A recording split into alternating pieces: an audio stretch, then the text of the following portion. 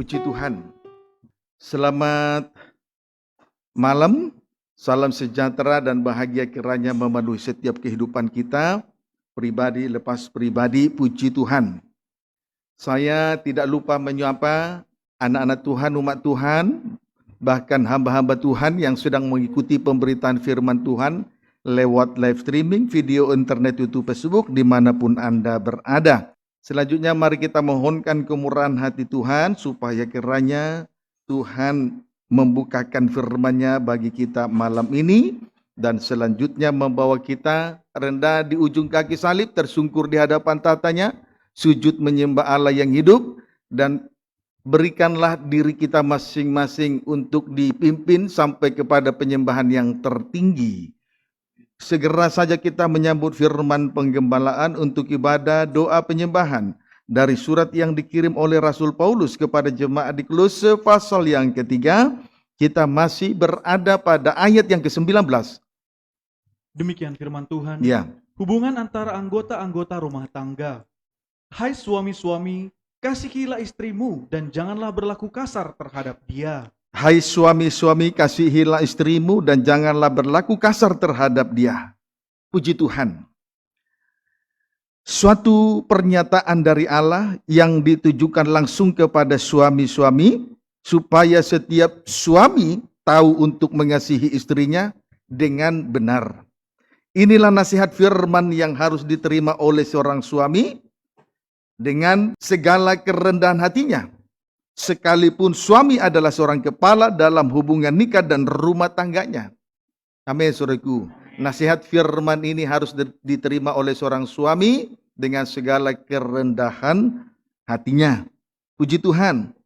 Kemudian pelajaran yang baik bagi seorang suami di dalam hal mengasihi istrinya dapat saja kita temukan dari surat yang dikirim oleh Rasul Paulus kepada jemaat di Efesus pasal yang ke-5. Jemaat di Efesus pasal yang ke-5. Efesus 5. Ayat yang ke-25 sampai dengan ayat 29. Demikian firman Tuhan. Ya. Kasih Kristus adalah dasar hidup suami istri. Ya.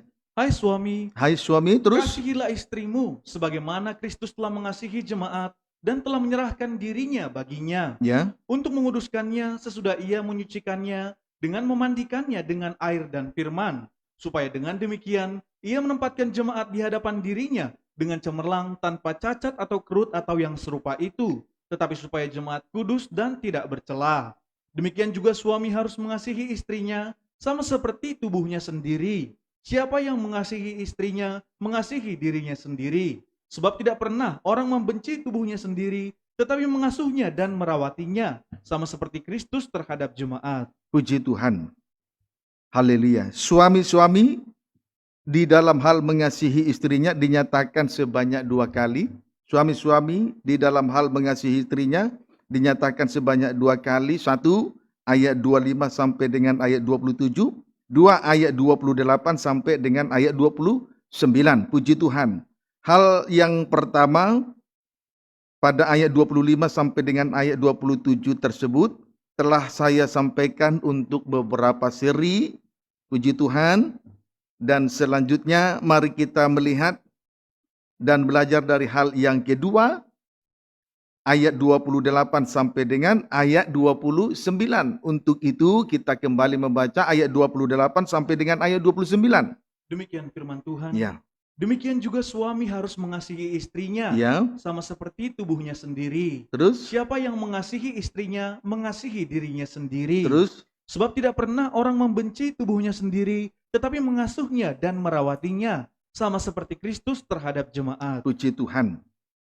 Seorang suami harus mengasihi istrinya sama seperti tubuhnya sendiri. Seorang suami harus mengasihi istrinya sama seperti tubuhnya sendiri. Berarti siapa yang mengasihi istrinya sama dengan mengasihi dirinya sendiri. Kalau seorang suami mengasihi istrinya sama dengan mengasihi dirinya sendiri. Mengapa demikian? Mengapa demikian? Ayat 31. Sebab itu laki-laki akan meninggalkan ayahnya dan ibunya dan bersatu dengan istrinya, sehingga keduanya itu menjadi satu Ya. daging. Alasannya ialah antara suami dengan istrinya sudah menjadi satu daging atau satu tubuh. Jadi siapa yang mengasihi istrinya sama dengan mengasihi dirinya sendiri. Mengapa demikian?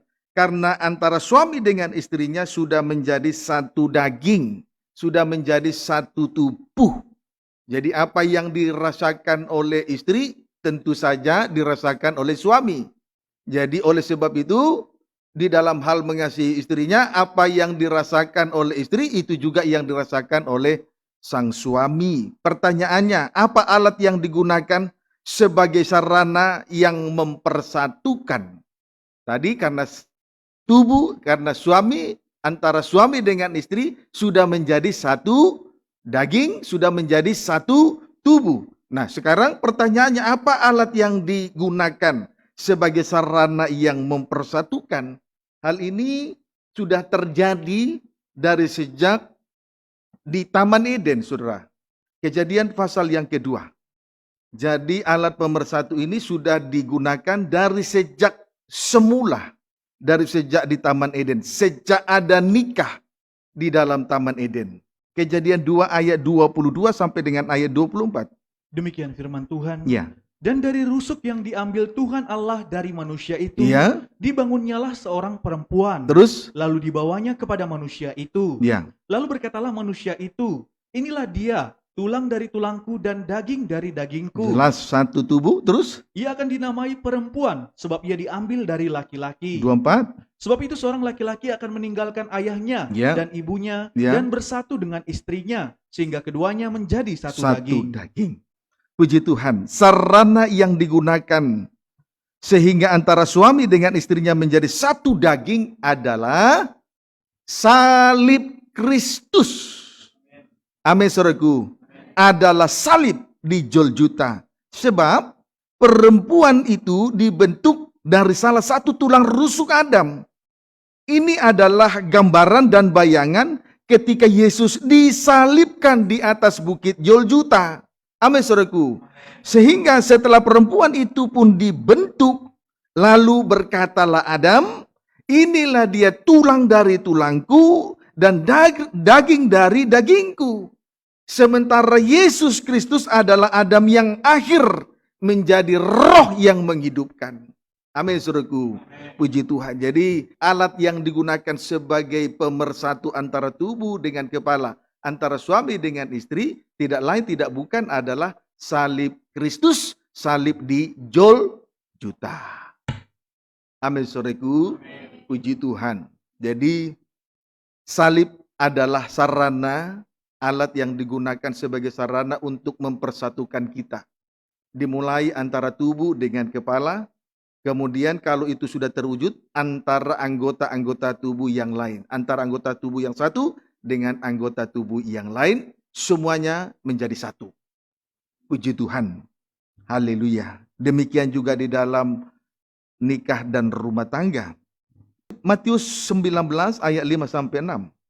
Demikian firman Tuhan. Iya. Perceraian. Iya. Dan firman-Nya, Iya. sebab itu laki-laki akan meninggalkan ayahnya dan ibunya dan bersatu dengan istrinya. Ayat Matius 19 ayat 5 sampai 6. Demikian Ulangi. firman Tuhan. Iya.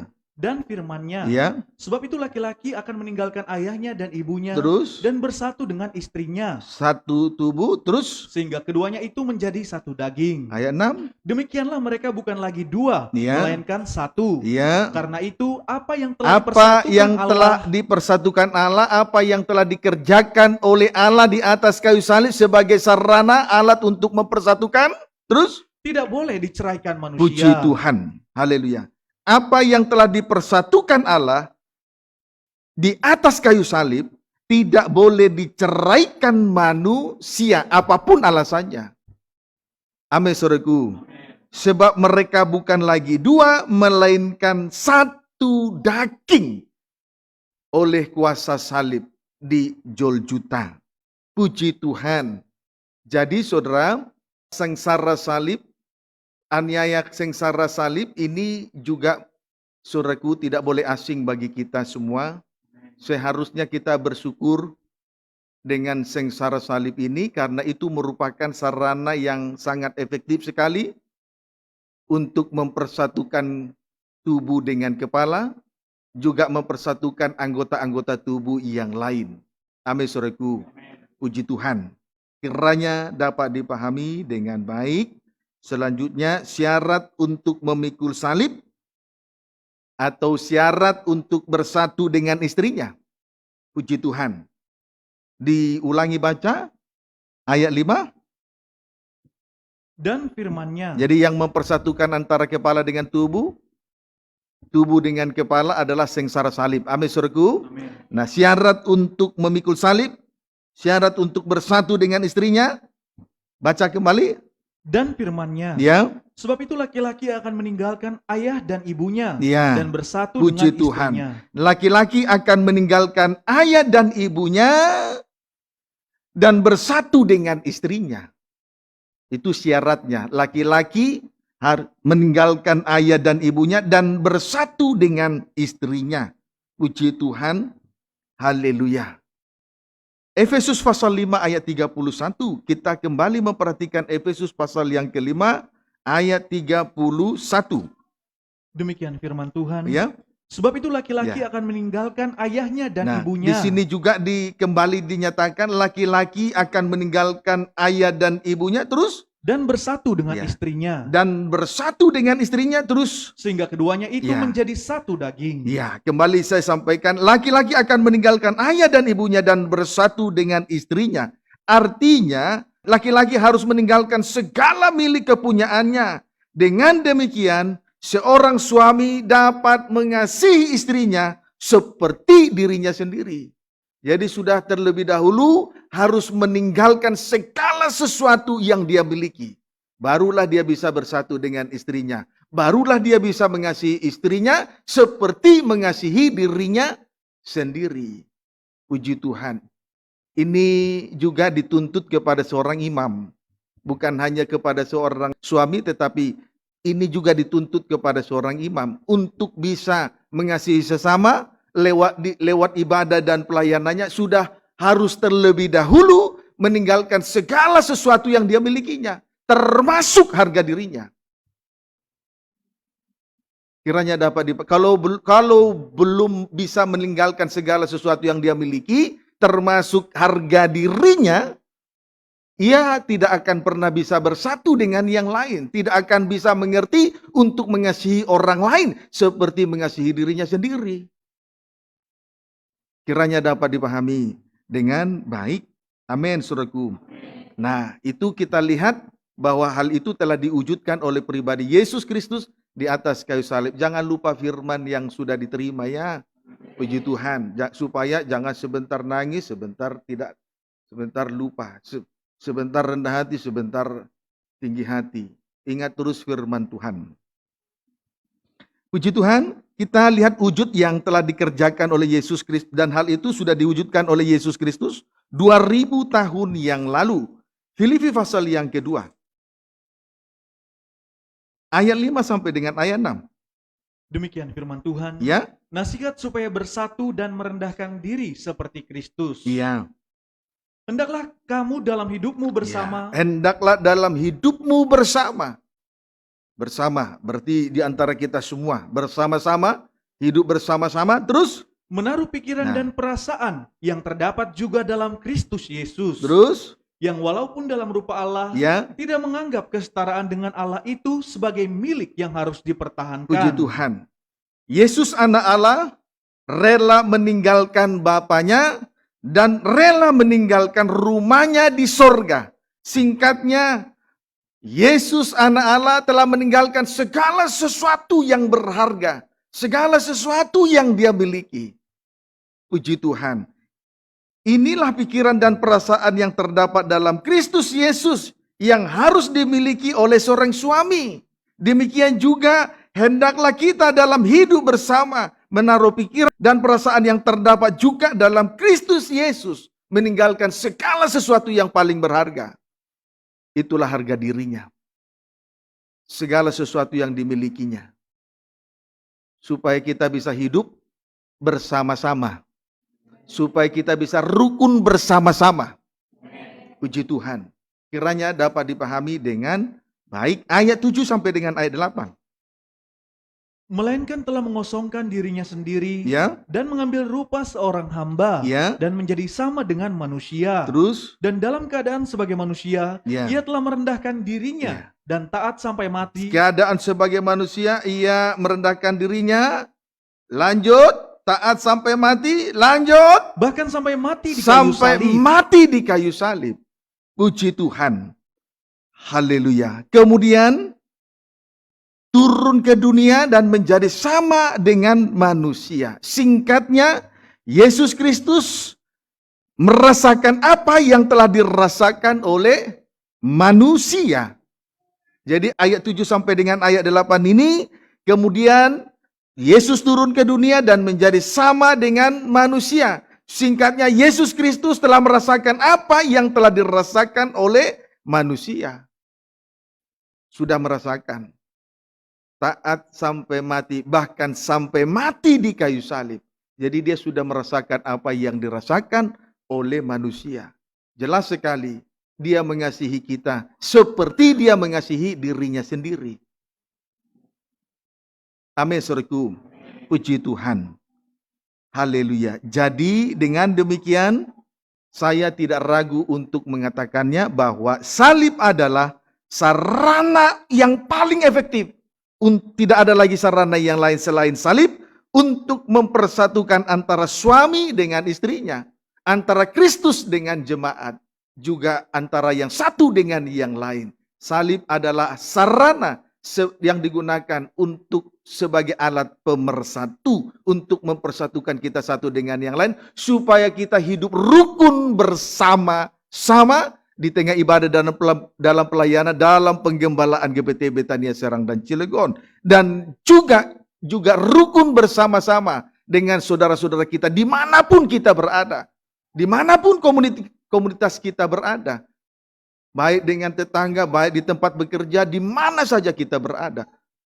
Kiranya dapat dipahami dengan baik. Biarlah kita senantiasa memikul salib, karena itu merupakan sarana untuk mempersatukan kita dengan sesama. Kalau kita sudah satu dengan Tuhan, pasti satu dengan yang lain. Asal kita tetap memikul salibnya. Puji Tuhan. Sekarang selanjutnya, langkah-langkah untuk menuju salib. Langkah-langkah untuk menuju sengsara salib. Boleh dibaca kembali dulu. Tidak usah ditulis. Ayat 7. Demikian firman Tuhan. Melainkan telah mengosongkan dirinya sendiri. Terima kasih. Langkah-langkah untuk menuju sengsara salib. Yang pertama, mengosongkan dirinya sendiri. Langkah yang pertama, mengosongkan dirinya sendiri. Kosong sama dengan nol. Sama dengan tidak berisi, arti rohaninya tidak bermegah terhadap segala sesuatu yang dia miliki. Itu sama dengan kosong. Sekalipun memiliki, tetapi seolah-olah tidak memiliki. Itu sama dengan kosong, mengosongkan diri, menghampakan diri. Amin, saudaraku. 1 Korintus 7 ayat 29 sampai 37. 31 maksud saya. 1 Korintus pasal yang ke-7 ayat 29 sampai dengan ayat 31 terlebih dahulu. Demikian firman Ya, Tuhan. 1 Korintus 7 ayat 29 sampai dengan 31. Baca. Saudara-saudara, Ya. inilah yang kumaksudkan, Apa yang dimaksud Rasul Paulus kepada jemaat di Korintus? Terus, yaitu waktu telah singkat. waktu ini telah singkat, tinggal sedikit lagi.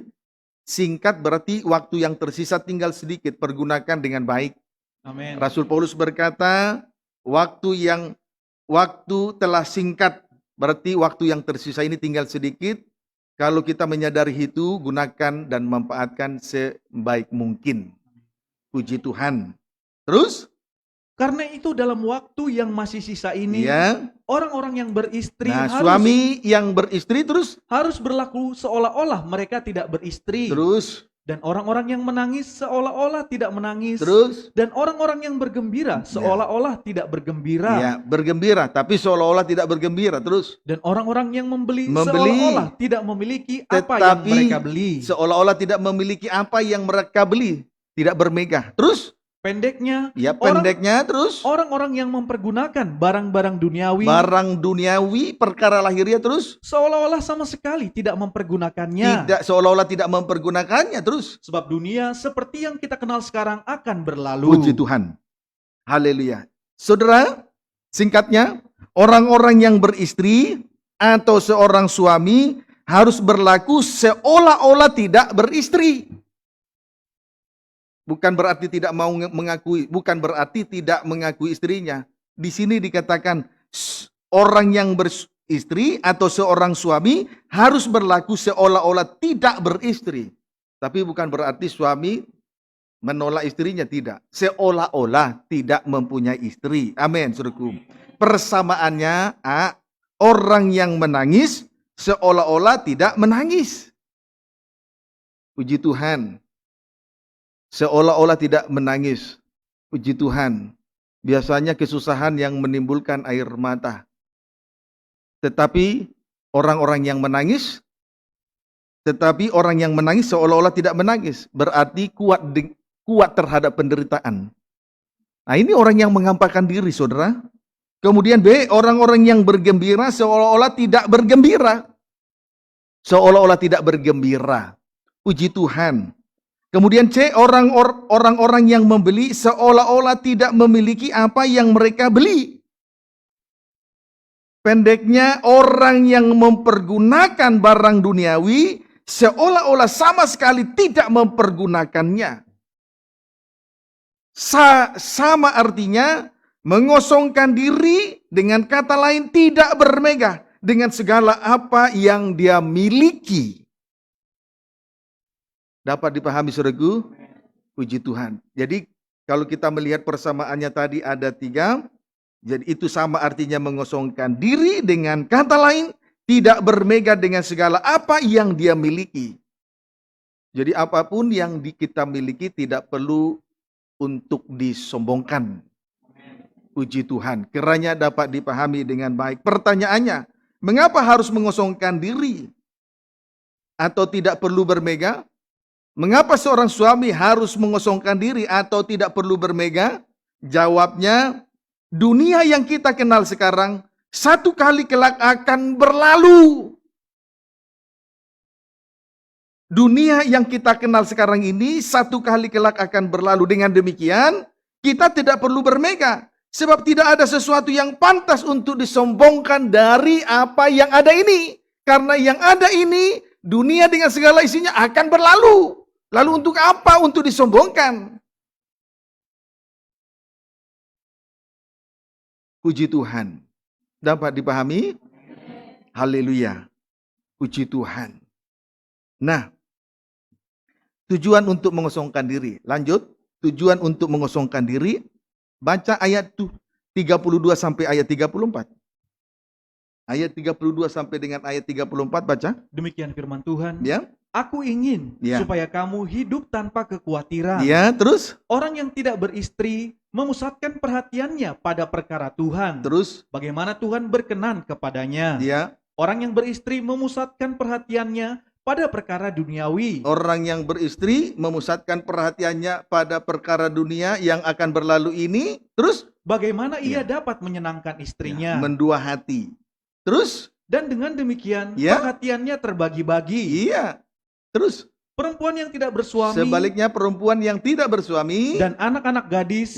Memusatkan perhatian mereka pada perkara Tuhan. Memusatkan perhatian mereka pada perkara Tuhan saja, tidak yang lain. Terus? Supaya tubuh dan jiwa mereka kudus. Amin. Terus? Tetapi perempuan yang bersuami. Tetapi seorang istri terus memusatkan perhatiannya pada perkara kalau duniawi. Ia memusatkan perhatiannya kepada perkara yang sementara ini sifatnya, terus bagaimana ia dapat menyenangkan suaminya. Puji Tuhan.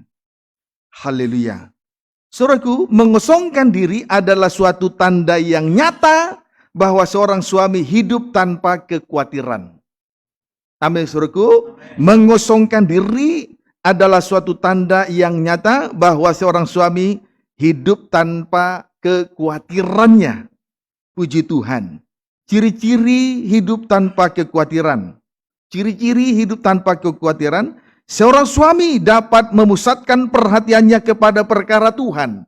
Seorang suami dapat memusatkan perhatiannya kepada perkara Tuhan, yakni ibadah dan pelayanannya kepada Tuhan dengan baik, dengan benar, tanpa gangguan-gangguan. Dengan demikian, seorang suami dapat mengasihi istrinya sama seperti dirinya sendiri. Jadi kalau seorang suami sudah terlebih dahulu memusatkan perhatiannya kepada perkara Tuhan, memusatkan perhatiannya kepada ibadah dan pelayanan yang Tuhan percayakan ini, maka dia sanggup mengasihi istrinya sama seperti mengasihi dirinya sendiri. Jadi saudara sudah sangat jelas sekali bahwa sengsara salib ini adalah sarana yang sangat efektif, alat yang berfungsi untuk mempersatukan antara tubuh dengan kepala, suami dengan istri, juga antara anggota tubuh yang satu dengan anggota tubuh yang lain. Maka jangan abaikan sengsara salib. Itulah ibadah dan pelayanan. Di tengah-tengahnya kita harus membawa korban dan persembahan untuk dipersembahkan di atas mezbah Tuhan. Kiranya dapat dipahami dengan baik. Kalau melayani tidak punya pengertian tentang mezbah, tentang korban yang harus dipersembahkan di atas mezbah, ini tidak akan bisa mengasihi Tuhan dan mengasihi sesama. Walaupun dia berkata, aku mengasihi Tuhan. Mulutnya yang mengaku mengasihi Tuhan, tapi prakteknya tidak. Dapat dipahami saudaraku. Puji Tuhan. Haleluya. Kembali dulu, mundur ayat 33. Demikian firman Tuhan. Terus? Orang yang beristri Ya. memusatkan perhatiannya Ya. pada perkara duniawi. Demikian juga kalau seorang istri memusatkan, orang yang beristri atau seorang suami memusatkan perhatiannya kepada perkara duniawi, tidak mempusatkan perhatiannya kepada perkara Tuhan, ibadah dan pelayanan, sangkal diri pikul salib, terus Bagaimana ia Ya. dapat menyenangkan istrinya? kalau seorang suami tidak memusatkan perhatiannya kepada perkara Tuhan, kalau seorang suami tidak memusatkan perhatiannya kepada ibadah dan pelayanan, disertai dengan sangkal diri pikul salib, ia tidak akan bisa mengasihi istrinya seperti dirinya sendiri. Itu harus dipahami dengan baik, sebab itu jangan kita melayani tanpa pengertian. Kalau seorang imam melayani tanpa pengertian, tidak akan bisa menyenangkan hati Tuhan dalam setiap ibadah-ibadah dan pelayanannya kepada Tuhan. Percayalah, kiranya hal itu dapat dipahami dengan baik, jangan diabaikan begitu saja. Puji Tuhan. Haleluya. 2 Korintus, kita lihat pribadi yang mengosongkan diri dalam 2 Korintus. Contohnya Rasul Paulus dalam 2 Korintus 12. 2 Korintus 12 ayat 1 sampai dengan ayat yang keempat. 2 Korintus 12 ayat 1 sampai dengan ayat yang keempat. Demikian firman Tuhan. Ya, Paulus menerima penglihatan dan penyataan. ya, Aku harus bermegah, ya. sekalipun memang hal itu tidak ada faedahnya. Terus, Namun demikian aku hendak memberitakan penglihatan-penglihatan dan penyataan-penyataan yang kuterima dari Tuhan. terus, Aku tahu tentang seorang Kristen ya, 14 tahun yang lampau. ya, Entah di dalam tubuh aku tidak tahu, entah di luar tubuh aku tidak tahu. Allah yang mengetahuinya. terus, Orang itu tiba-tiba diangkat ke tingkat yang ketiga dari sorga. ya, Aku juga tahu tentang orang itu. Entah di dalam tubuh, entah di luar tubuh, aku tidak tahu. Allah yang mengetahuinya. ayat 4. Ia tiba-tiba diangkat ke Firdaus. Dan ia mendengar kata-kata yang tak terkatakan, yang tidak boleh diucapkan manusia. Puji Tuhan. Lebih jauh tentang mengosongkan diri, di sini kita melihat Rasul Paulus menerima penglihatan-penglihatan dan penyataan-penyataan dari Tuhan. Ya, Rasul Paulus menerima penglihatan-penglihatan dan penyataan-penyataan dari Tuhan. Puji Tuhan. Haleluya. Baik, supaya kita akhirnya tahu tentang mengosongkan diri, kita lihat terlebih dahulu tentang penglihatan-penglihatan yang diterima oleh Rasul Paulus dari Tuhan. Tentang penglihatan-penglihatan. Puji Tuhan. Boleh baca dulu ayat 2. Aku tahu tentang seorang Kristen, Ya. 14 tahun yang lampau. Sampai ayat 3 terus. Entah di dalam tubuh aku tidak tahu, Ya. entah di luar tubuh aku tidak tahu, Terus? Allah yang mengetahuinya. Terus Orang itu tiba-tiba diangkat ke tingkat yang ketiga dari sorga. ayat 3. Aku juga tahu tentang orang itu, entah di dalam tubuh, entah di luar tubuh, Puji aku tidak Tuhan. tahu, Allah yang mengetahuinya. Saudaraku, Rasul Paulus menerima penglihatan-penglihatan ketika ia diangkat ke tingkat yang ketiga dari surga, yang disebut juga dengan Firdaus. Pendeknya, Rasul Paulus dapat melihat suasana dari kerajaan surga. Rasul Paulus dapat melihat suasana yang ada di dalam kerajaan surga ketika ia diangkat ke tingkat yang ketiga dari surga, yang disebut juga dengan Firdaus. Amin, saudaraku. Puji Tuhan. Hal itu ia ceritakan langsung kepada jemaat di Efesus setelah 14 tahun melayani Tuhan. Suatu kebahagiaan yang besar tentunya yang telah diterima dan dirasakan oleh sidang jemaat di Efesus. Dan itu merupakan tanda pernyataan kasih Allah bagi mereka. Kalau Rasul Paulus menceritakan peristiwa-peristiwa ketika ia diangkat ke tingkat yang ketiga dari surga, lalu ia melihat suasana yang ada di dalam kerajaan surga, lalu dia ceritakan kepada sidang jemaat di Efesus, itu merupakan suatu pernyataan dari Tuhan sebagai tanda kasih Tuhan kepada jemaat di Efesus. Kita berdoa, kiranya hal yang senada juga kita terima dari Tuhan, amin. Supaya kita juga dapat melihat potret dari kerajaan sorga, sehingga kita tidak percuma beribadah, tidak percuma melayani kepada Tuhan. Orang kalau belum mengerti suasana surga, potret atau gambaran dan bayangan surga, ia tidak akan bisa melayani dengan sungguh-sungguh serius mengasihi Tuhan. Puji Tuhan, sebab itu kita berdoa supaya Tuhan juga menyatakan kasih-Nya. Tuhan memperlihatkan suasana surga kepada kita. Puji Tuhan. Mari kita melihat peristiwa waktu dia diangkat ke tingkat yang ketiga dari surga, sekaligus apa saja yang dia lihat pada waktu itu. Ibrani pasal yang ke-9.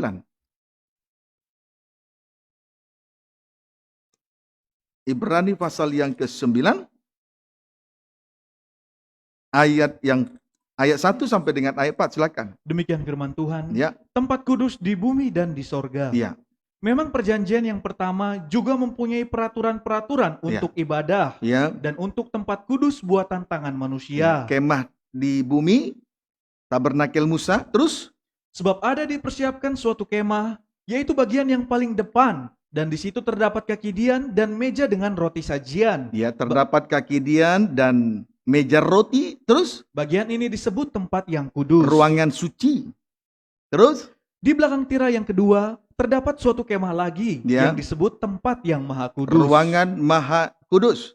Terus? Di situ terdapat mezbah pembakaran ukupan dari emas dan tabut perjanjian yang seluruhnya disalut dengan emas. Di dalam tabut perjanjian itu tersimpan buli-buli emas berisi mana, tongkat Harun yang pernah bertunas, dan loh-loh batu yang bertuliskan perjanjian. Puji Tuhan. Ketika Rasul Paulus diangkat ke tingkat yang ketiga dari surga, ia melihat suasana di dalam kerajaan surga itu sendiri. Ketika Rasul Paulus diangkat ke tingkat yang ketiga dari surga, ia dapat melihat suasana yang ada di dalam kerajaan surga, yakni kemah yang paling depan disebut dengan ruangan suci. Di dalamnya terdapat dua alat, yakni satu kaki dian atau pelita emas, dua meja roti sajian. Ini yang dilihat oleh Rasul Paulus ketika ia diangkat ke tingkat yang ketiga, loh saudaraku. Di bagian kemah yang pertama atau ruangan suci terdapat dua alat, satu kaki dian atau pelita emas, dua meja roti sajian. Kemudian di belakang tirai yang kedua disebut juga ruang maha kudus. Di situ terdapat satu mezbah pembakaran ukupan, dua tabut perjanjian yang telah disalut dengan emas. Puji Tuhan. Itulah yang dilihat oleh Rasul Paulus ketika ia diangkat ke tingkat yang ketiga dari surga. Lalu semua perkara itu diceritakan kepada jemaat di Efesus sebagai tanda pernyataan kasih Tuhan kepada jemaat di Efesus. Puji Tuhan, tetapi malam ini juga Tuhan menyatakan kasih-Nya sesuai dengan apa yang dilihat oleh Rasul Paulus, yang kita baca, yang juga turut kita baca dan kita terima malam ini. Sekarang kita bandingkan dengan tabernakel Musa.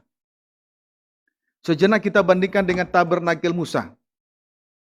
Puji Tuhan, tabernakel Musa pada ruangan suci atau kemah bagian depan, itulah ruangan suci, terdapat 3 alat.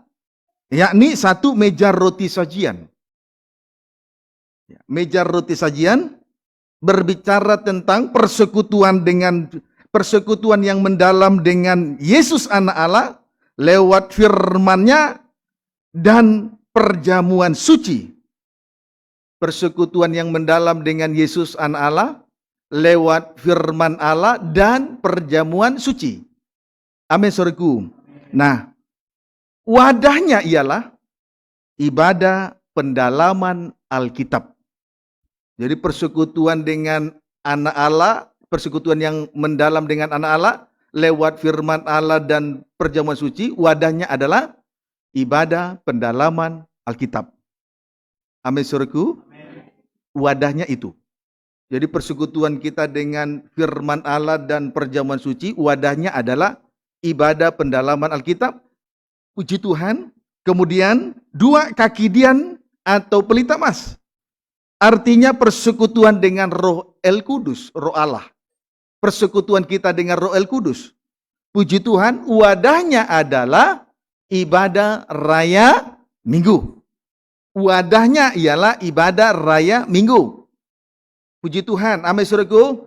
Jadi supaya karunia-karunia dan jabatan-jabatan dari Roh El Kudus yang diterima oleh hamba-hamba Tuhan, pelayan Tuhan, ayo tekun dalam ibadah raya Minggu. Itu wadahnya. Di situ kita dipertajam, karunia jabatan Roh El Kudus dipertajam. Puji Tuhan. Haleluya. Jadi persekutuan dengan firman Allah dan perjamuan suci supaya lebih intim, wadahnya ibadah pendalam Alkitab. Persekutuan dengan Roh Allah, wadahnya ialah ibadah raya Minggu. Amin. Puji Tuhan. Kemudian 3 alat yang ketiga, mesbah dupa. Artinya persekutuan kita dengan kasih Allah. Persekutuan kita dengan kasih Allah. Wadahnya ialah doa penyembahan. Itulah yang kita kerjakan malam ini. Persekutuan kita dengan kasih Allah, wadahnya ialah ibadah doa penyembahan. Puji Tuhan. Haleluya.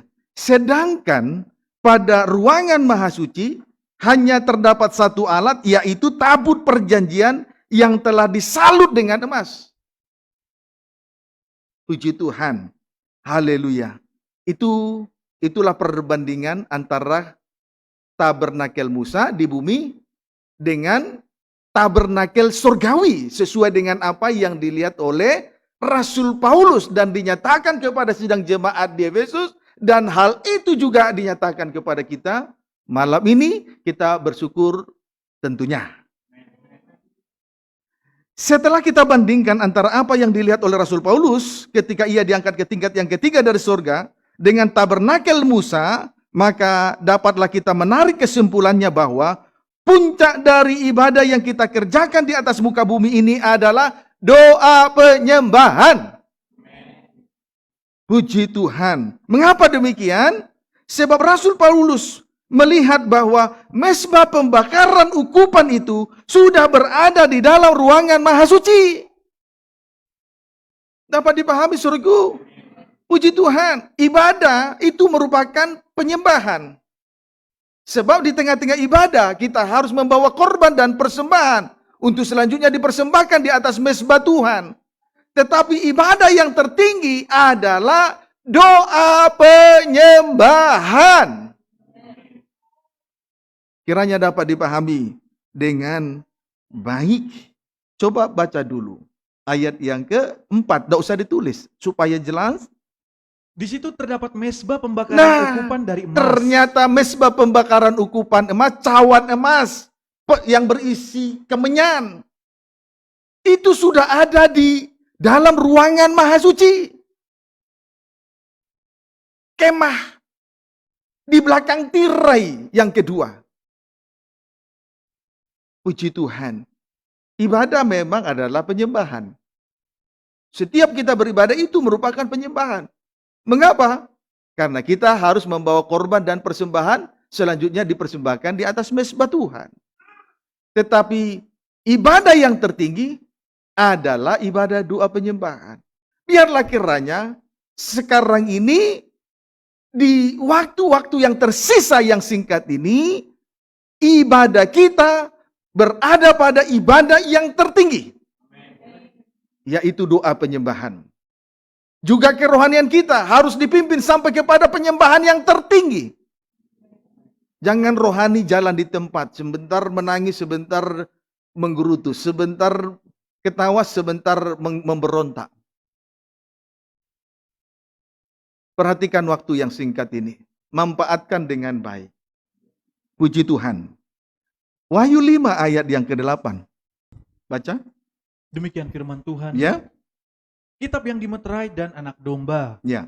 Ketika ia mengambil gulungan kitab itu, Ya. tersungkurlah keempat makhluk. Tersungkurlah keempat makhluk terus. Dan ke-24 tua-tua itu di hadapan anak domba itu. Di hadapan anak domba itu. Jelas itu berbicara tentang doa penyembahan yang berlangsung di dalam kerajaan surga. Baik 4 makhluk maupun 24 tua-tua. Puji Tuhan. Tetapi juga kita di muka bumi ini, selama kita ada masih hidup di atas muka bumi ini beribadah dan melayani, juga harus ibadah kita juga harus berada pada ibadah yang tertinggi. Doa penyembahan. Lihat ibadah di bumi terus. Masing-masing memegang satu kecapi Ya. dan satu cawan emas. Masing-masing memegang satu kecapi dan satu cawan emas. Mezbah pembakaran ukupan emas. Terus Penuh dengan kemenyan. penuh dengan kemenyan. Itulah doa orang-orang kudus. Itu doa orang kudus. Jadi cawan emas yang berisi kemenyan lalu dibakar. Asapnya itu sudah naik di hadirat Tuhan. Itulah doa, itulah penyembahan daripada orang-orang kudus di bumi ini. Kiranya dapat dipahami dengan baik. Puji Tuhan. Amin, saudaraku. Kemudian kita lihat dilengkapi juga di dalam Wahyu pasal yang ke-8 ayat yang ke-3 sampai 4. Dilengkapi juga di dalam Wahyu pasal yang ke-8 ayat 3 sampai dengan ayat 4. Silakan. Demikian firman Tuhan. Terus? Meterai yang ke-7. Ya. Maka datanglah seorang malaikat lain, dan ia pergi berdiri dekat mezbah dengan sebuah pedupaan emas. Ya. Dan kepadanya diberikan banyak kemenyan untuk dipersembahkannya bersama-sama dengan doa semua orang kudus di atas mezbah emas di hadapan tahta itu. Jelas satu malaikat ini jelas pribadi Yesus Kristus. Dia adalah imam besar yang membawa korban dan persembahan kepada Tuhan. Terus ayat 4. Maka naiklah asap kemenyan bersama-sama dengan doa orang-orang kudus itu dari tangan malaikat itu ke hadapan Allah. Puji Tuhan.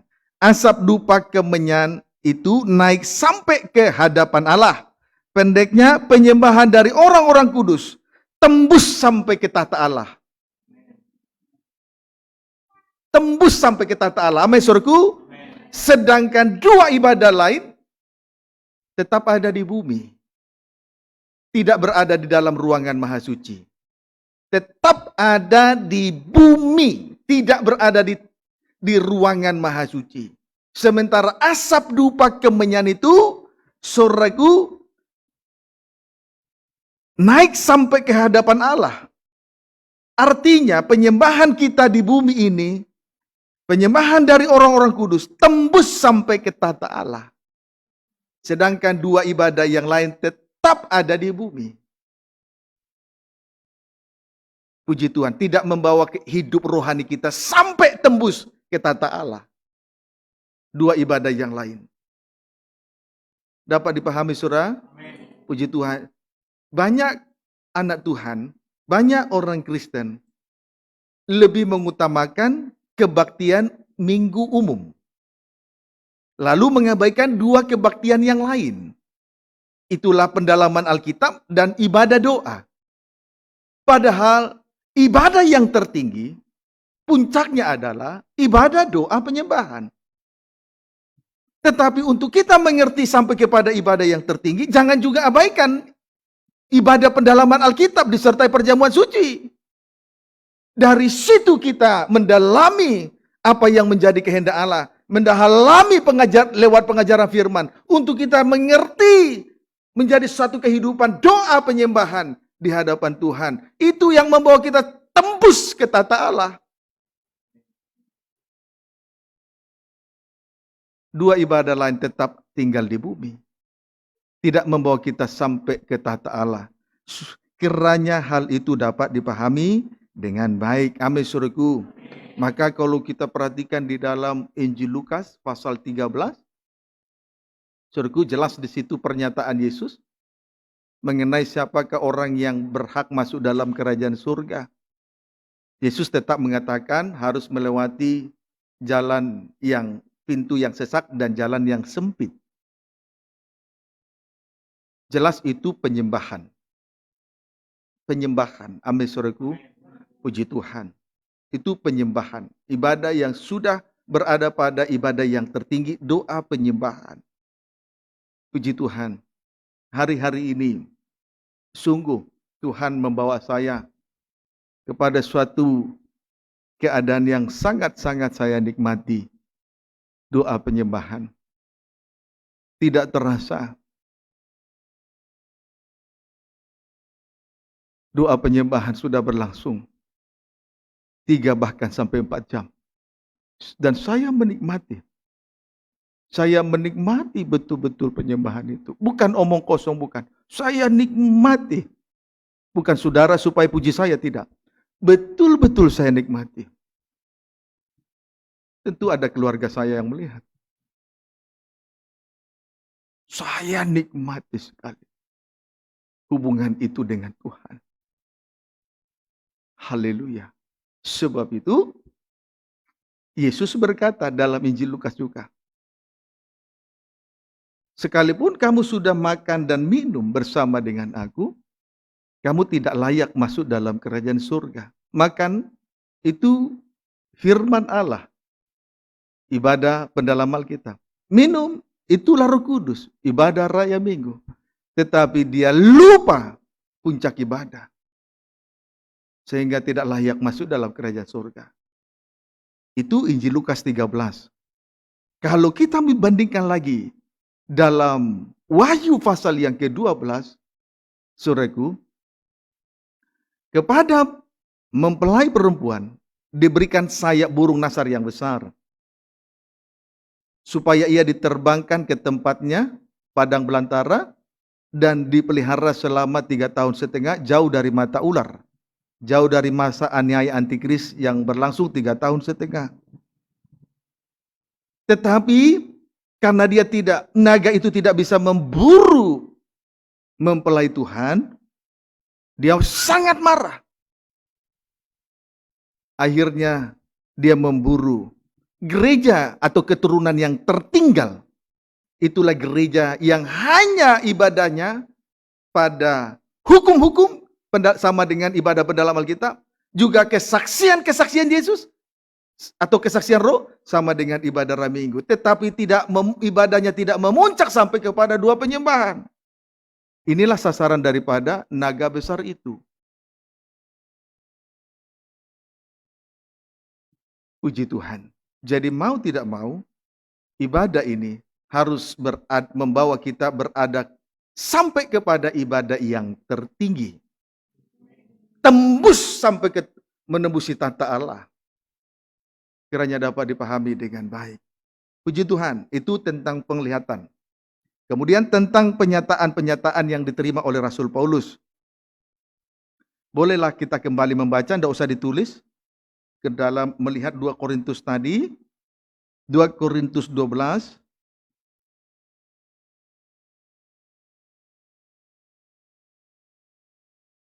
puji Tuhan. Tapi sebelum kita lanjut melihat ini, saya sampaikan kepada saudara, bagus kalau sudah menyembah, bagus. Tapi bukan sekedar berlutut. Sudah harus ditandai dengan penyerahan diri. Tidak ada lagi keakuan, kekerasan di hati. Tidak ada iri, tidak ada dengki. Puji Tuhan. Supaya nyata pemakaian Tuhan. Tentang penyataan-penyataan. 2 Korintus, kembali kita melihat. 2 Korintus 12. Baca dulu ayat 1. Loncat ayat 4. Demikian firman Tuhan. Ya. Paulus menerima penglihatan dan penyataan. Ya, tadi kita sudah melihat penglihatan-penglihatan yang diterima oleh Rasul Paulus. Sekarang kita akan melihat penyataan-penyataan yang diterima oleh Rasul Paulus ketika ia diangkat ke tingkat yang ketiga dari surga. Disebut juga Firdaus. Tapi tidak mengapa, kita ulang kembali membaca 2 Korintus 12 ayat 1 dan ayat yang keempat. Baca. Aku harus bermegah, Ya, sekalipun memang hal itu tidak ada faedahnya. tidak ada artinya bermegah selain mengosongkan diri saja. Terus? Namun demikian, aku hendak memberitakan penglihatan-penglihatan Dia harus menceritakan penglihatan-penglihatan. Terus? dan penyataan-penyataan yang kuterima dari Tuhan. Ya, puji Tuhan. Itu harus, bukan berarti dia harus bermegah. Supaya jemaat di Efesus tahu suasana surga. Tahu ibadah yang puncak dari ibadah. Itulah doa penyembahan. Sebagaimana malam ini Tuhan juga ceritakan itu semua. Amin. Amin. Lalu ayat 4, terus? Ia tiba-tiba diangkat ke Firdaus. Terus? Dan ia mendengar kata-kata yang tak terkatakan, yang tidak boleh diucapkan manusia. Puji Tuhan. Haleluya. Tadi tentang penyataan-penyataan. Yaitu Rasul Paulus mendengarkan kata-kata yang tak terkatakan, yang tidak boleh diucapkan manusia. Puji Tuhan. Haleluya. Inilah penyataan yang diterima oleh Rasul Paulus. Ketika ia diangkat ke tingkat yang ketiga dari surga. Disebut dengan Firdaus. Amin. Haleluya. Rasul Paulus mendengar kata-kata yang tak terkatakan, yang tidak boleh diucapkan manusia. Artinya Rasul Paulus dibawa kepada sebuah kedudukan yang sangat istimewa. Yakni berada dalam hubungannya dengan Tuhan. Yaitu hubungan yang intim sekali dengan Tuhan. Kiranya dapat dipahami dengan baik. Jadi Rasul Paulus mendengar kata-kata yang tak terkatakan, yang tidak boleh diucapkan manusia. Arti rohaninya, Rasul Paulus dibawa kepada sebuah kedudukan yang sangat istimewa. Yakni berada dalam hubungan intim dengan Tuhan. Berada dalam persekutuan yang indah dengan Tuhan. Ia dibawa dalam sebuah hubungannya dengan Tuhan. Yaitu hubungan yang sangat intim sekali. Atau disebut juga terjadi persekutuan yang indah dengan Tuhan. Puji Tuhan. Ada banyak persekutuan. Tetapi tidak semua persekutuan itu indah. Tetapi Rasul Paulus mengadakan suatu persekutuan yang indah dengan Tuhan. Itu sebabnya kalau menyembah jangan sekedar berlutut. Harus ditandai penyerahan diri, tidak ego, tidak ada keakuan, tidak pertahankan harga diri, tidak sombong, tidak iri, tidak dengki. Mengakui pemakaian Tuhan. Puji Tuhan. Kiranya dapat dipahami dengan baik. Haleluya. Dibawa kepada sebuah kedudukan yang sangat istimewa, yakni berada dalam hubungan intim atau berada dalam persekutuan yang indah dengan Tuhan. Biarlah kiranya itu nyata dalam kehidupan kita masing-masing. Di tengah ibadah dan pelayanan kita dengan Tuhan. Supaya persekutuan kita juga indah dengan sesama. Tidak ada iri, tidak ada dengki, tidak ada marah, tidak ada dendam antara satu dengan yang lain. Apalagi seorang pelayan Tuhan tidak layak untuk iri, benci, dengki, dan dendam. Kiranya dapat dipahami dengan baik. Yesaya 28 ayat 11-12. Demikian firman Tuhan. Ya. Sungguh, oleh orang-orang yang berlogat ganjil, Ya.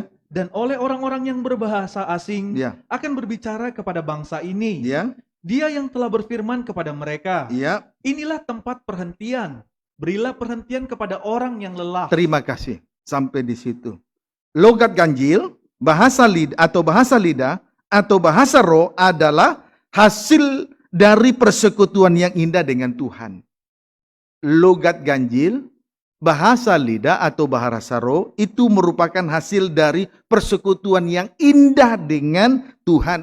Oleh sebab itu, biarlah kita senantiasa berada dalam persekutuan yang indah dengan Tuhan. Sehingga lewat persekutuan yang indah ini menghasilkan logat ganjil, menghasilkan bahasa lidah, menghasilkan bahasa roh. Puji Tuhan. Sedangkan bahasa roh adalah kata-kata yang tak terkatakan, yang tidak boleh diucapkan, atau tidak bisa dipahami oleh siapapun, kecuali orang itu dengan Tuhan. Tidak ada orang yang mengerti bahasa lidah, kecuali orang itu dan Tuhan sendiri. Puji Tuhan. Kalau saudara mendengarkan firman ini, lalu berpegang teguh, ada suatu kerinduan untuk melakukannya, ada suatu kerinduan untuk hidup di dalamnya, pasti itu terjadi. Puji Tuhan. Kiranya dapat dipahami. Lihat Wahyu 14 ayat 3. Demikian firman Tuhan. Mereka menyanyikan suatu nyanyian baru Nyanyian baru. Terus? di hadapan tahta Ya. dan di depan keempat makhluk dan tua-tua itu. Terus? Dan tidak seorang pun yang Tidak dapat seorang pun yang mempelajari dapat nyanyian itu, mempelajari nyanyian baru itu. Terus? selain daripada 144.000 orang yang telah ditebus dari bumi itu. Puji Tuhan. 144.000 orang menyanyikan suatu nyanyian baru. Menyanyikan suatu nyanyian baru di hadapan tahta dan di depan keempat makhluk. Puji Tuhan, dan tua-tua itu. Dan tidak ada seorang pun yang dapat mempelajari nyanyian itu selain 144.000 orang dan Tuhan. Dan Tuhan. Amin, saudaraku. Menunjukkan bahwa 144.000 orang tersebut berada di dalam hubungan intim dengan Tuhan.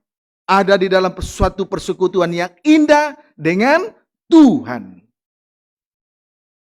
Puji Tuhan. Kemudian tidak ada seorang pun yang dapat mempelajari logat ganjil, bahasa lidah, bahasa roh, atau yang disebut juga nyanyian baru. Selain orang itu dengan Tuhan. Kiranya dapat dipahami dengan baik. Itulah secara singkat mengenai penglihatan-penglihatan dan penyataan-penyataan yang diterima oleh Rasul Paulus yang telah diceritakan kepada jemaat di Efesus, namun juga Tuhan nyatakan kepada kita supaya kita hidup di dalamnya. Amin. Lanjut, kita kembalikan sekarang, apa reaksi, bagaimana Rasul Paulus menyikapi segala sesuatu yang istimewa ini, yang berharga ini, yang sudah diterima, yang sudah ia lihat dari Tuhan. Bagaimana ia menyikapi itu? Kita kembali melihat 2 Korintus 12.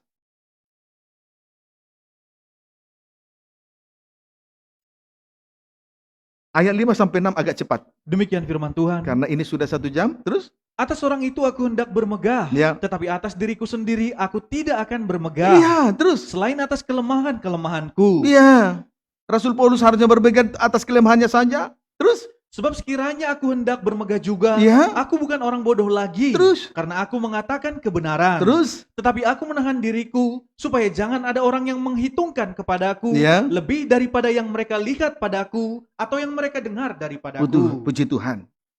Singkatnya, sekalipun telah menerima penglihatan dan menerima penyataan-penyataan yang heran dari Tuhan, namun Rasul Paulus tidak bermegah, sama dengan mengosongkan diri. Sekalipun memiliki, sekalipun ia mempunyai, sekalipun ia menerima, namun ia tidak bermegah, berarti sama dengan mengosongkan diri.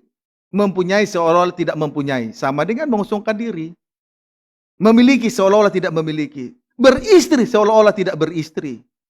Supaya apa? Supaya kita memusatkan perhatian kita, supaya kita bisa memusatkan perhatian kita kepada perkara Tuhan. Ibadah dan pelayanan, perkara-perkara di surga, perkara rohani.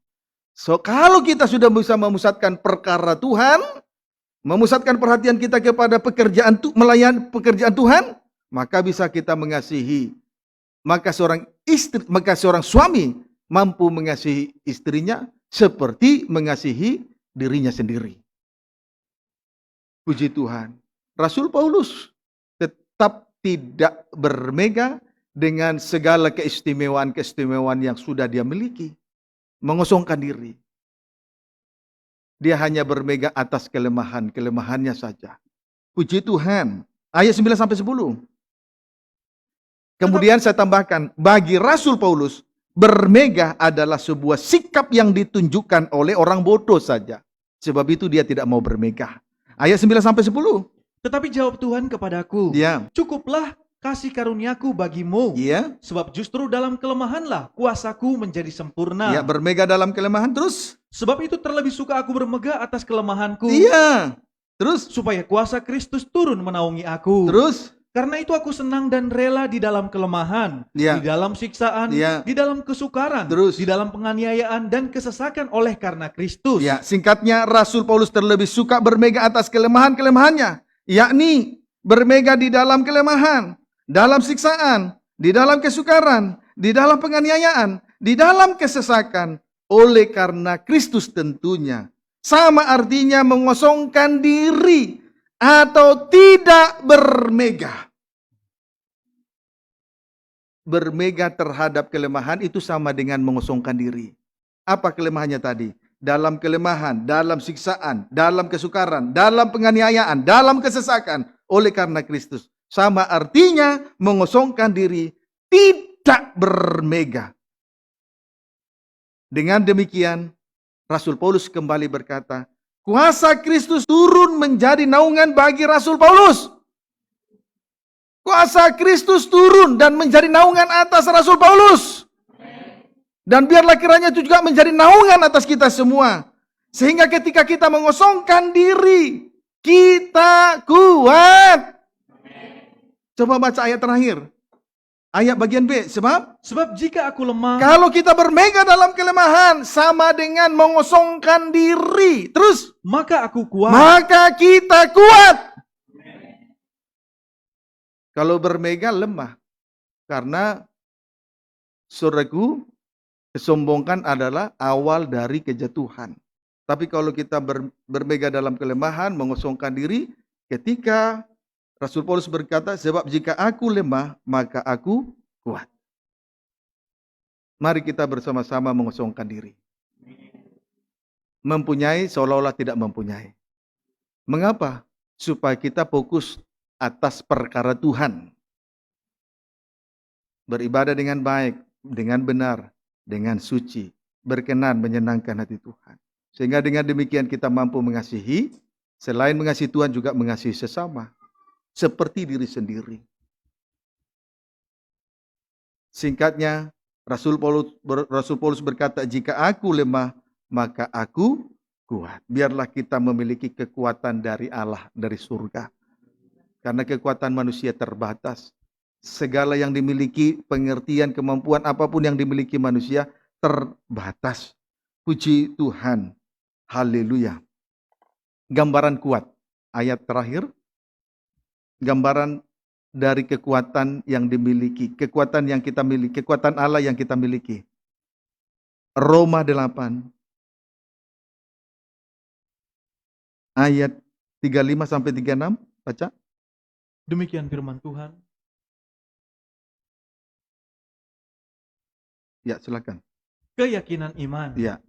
Siapakah yang akan memisahkan kita dari kasih Kristus? Terus, Penindasan, penindasan, atau kesesakan, ya. atau penganiayaan, atau kelaparan, atau ketelanjangan, atau 5. bahaya, atau pedang. Terus, Seperti ada tertulis. terus. Oleh karena engkau kami ada dalam bahaya maut sepanjang hari. Ya, Kami telah dianggap sebagai domba sembelihan. domba sembelihan. Haleluya. Rasul Paulus tidak terpisahkan dari kasih Kristus. Itu sama dengan kuat. Amin, saudaraku. Rasul Paulus tidak terpisahkan dari kasih Kristus. Sama dengan kuat. Sama artinya seorang suami tidak terceraikan dari istrinya. Sama dengan kuat. Amin, saudaraku. Sekalipun menghadapi 7 perkara, 1 penindasan, 2 kesesakan, 3 penganiayaan, 4 kelaparan, 5 ketelanjangan, 6 bahaya, 7 pedang. Mengapa Rasul Paulus kuat? Tidak terpisahkan dan tidak terceraikan dari kasih Allah. Sebab ia telah dianggap sebagai domba-domba sembelihan. Apa domba-domba sembelihan? Berarti tidak bermegah selain dalam kelemahan. Sama artinya mengosongkan diri. Inilah langkah yang pertama sehingga seorang suami tidak terceraikan dari istrinya. Sebaliknya, mengasihi istrinya seperti tubuhnya sendiri. Saya sangat diberkati dari pemberitaan firman ini, supaya saya juga semakin mengasihi istri saya. Demikian juga suami-suami. Dan malam ini kita akan menikmati hubungan intim dengan Tuhan di ujung kaki salib Kristus. Tuhan Yesus memberkati kita.